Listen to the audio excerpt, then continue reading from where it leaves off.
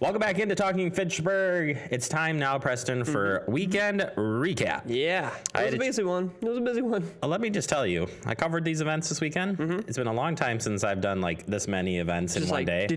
Yep. I appreciate what you guys have done in the past year because it was grueling. Hey, but you did it. It was all fun events, let me tell you. And the first one we start with is Coffee with a Cop. It was held up at the Super Target. Mr. Sergeant Ned Hardwick is here to tell us more about Coffee with a Cop. So we're here today at Super Target. With their help, we are hosting our second Coffee with a Cop this year. Coffee with a Cop is a very basic program that we've had since 2011. Started in California the same year.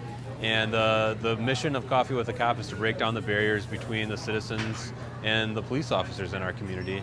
And just really a valuable program to increase our communication and to make connections that we may otherwise not have made. There you go. We average about 2 to 4 a year, and we try to have these events in various parts of the city to reach all the different areas of our community. And we like to come to Target during this time of year, during the shopping season, just to have an extra added reach to those that are out shopping this time of year. So we often get asked where Drago is by our youngest visitors. And unfortunately, we have to tell them that Drago can't work 24 hours a day, and he's a very busy guy as it is. We also get asked, the question that we get asked almost all the time is how much does our belt weigh? And for those of you that are curious, it weighs about 30 pounds by the time you add up all the gear. And we also find a lot of people that may follow us on Facebook or Twitter or may hear things in the news. One topic that we're getting a lot of questions about are thefts of automobiles and thefts from cars right now. And so we just like to kind of extend our online presence to these events and share the same messages that we do and maybe give a little bit more information regarding things that citizens can do to make their neighborhood safer. Awesome. Do you want to stay in this area when you become a cop? Yeah, where are you going to live? The goal with the young ones is, our goal with our young residents all the time is to make sure that they're not afraid of us. Unfortunately, we encounter a lot of people that say things like, don't be bad or the police are going to take you to jail, and that's the last message that we want to send. And really bridging the gap with our community really starts as soon as kids can walk and talk and making sure that they can and trust a police officer and go to a police officer when they need help. So every interaction, no matter how young or how old the individuals are, is important to us. And that's what these events are great for, because there really are no barriers. You can walk into the Target store here, and here we are with coffee and donuts today to encourage people to come up and strike up a conversation.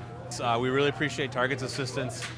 They've been very supportive of us anytime that we try to get out in the community. They've been very active partners with us, and they love having us here for this event, and we really appreciate their assistance. There you go, Coffee with a Cop. Great turnout. They actually ran longer because there were so many people there. They just kept going. That's good stuff. But coffee, donuts, as you saw in there, all good stuff indeed. And yeah, there'll be more to come. Yeah. At different locations. So I love it. Good stuff. All right, another big one, Preston. Yep, we've been talking about this one. The Jingle and Mingle. Yeah, how many times have we talked about this? Not enough.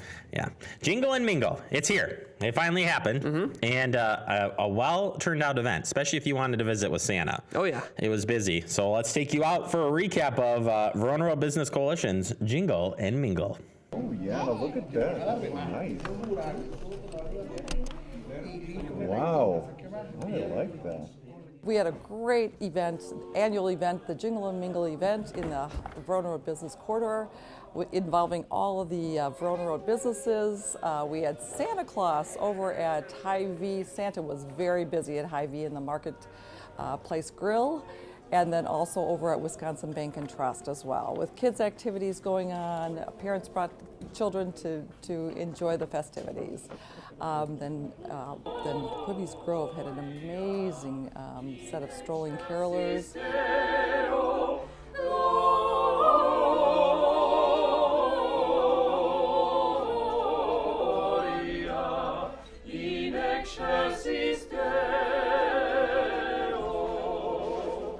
And all their glory and festivities here at Quibby's Grove, and the 25-foot tree, all the greenery in here. It just looks like a Dickens Christmas in here. The carolers strolled down then to all the other businesses and got involved in the festivities as well. And in addition to that, there were horse and carriage rides over at Pet Supplies Plus. People brought in their pets for pet portraits decked out in their festive wear for the holidays. And then there were ornament making activities for the kids over at Floor 360. Everybody got involved in the entire event here at things. It was a great way to pull all the businesses together. It's an annual retail event to bring people out into the quarter and shop and dine and start their holiday festivities. And then we ended up the day with the live reindeer over at the Verona Public Library, and a holiday bazaar that went on all day as well at J&J Craftworks. So again, a very festive event, bringing people into the quarter and celebrating the holidays together. Shifting their shopping dollars to shop local and patronizing these businesses that have been enduring the road construction. We do this obviously to bring people into the corridor at things, because these businesses have been enduring road construction for the last 5 years. And it's taken a toll on the businesses, and so we bring these events to the corridor to bring people out, to get them into the corridor, shopping, dining, and spending their money and helping to support these businesses who have done so much for our area in creating jobs, creating economic vitality, and just being long-standing businesses in the corridor. We need to support them at this time when they need our support.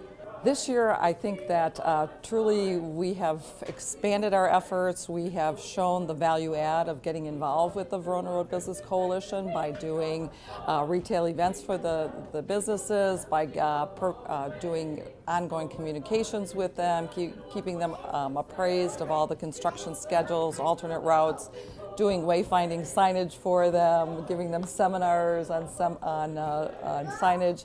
And truly, we've been involved with about 140 of the businesses in the corridor. And I think the main thing that's been so amazing is that the businesses now are working together, collaborating together. They all know that if they help each other out, it thinks that they're going to thrive through this road construction. So that's been the most valuable part of this, is that we've been maybe the conduit to help that occur, but now it's occurring, on its own. Businesses working together and thriving together. So we're coming to the end of all of our construction activities for the year. Next week is our last Wisconsin DOT Verona Road Project open house. That'll be on Thursday night from 5:30 to 7:30 at the Verona Road Project office on Nesbitt Road. So definitely want to be attending that for the latest information.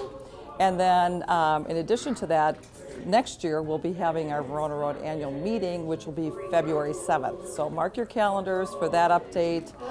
It will be in Verona at the Holiday Inn Express, and we'll be giving you more information on that as well. But at this point, construction activities are really coming to an end for this year, and we'll be obviously gearing up for next year with all kinds of new and exciting events, and also a promotional app that's coming out as well. As always, you can find more information on our website at veronaroad.info and our Facebook page, and we're also on Twitter as well. So we keep the information out there very current, very relevant and things. So check us out on all of our social media as well. Preston, there you go. That was a lot of jingling and mingling, if I do say so myself.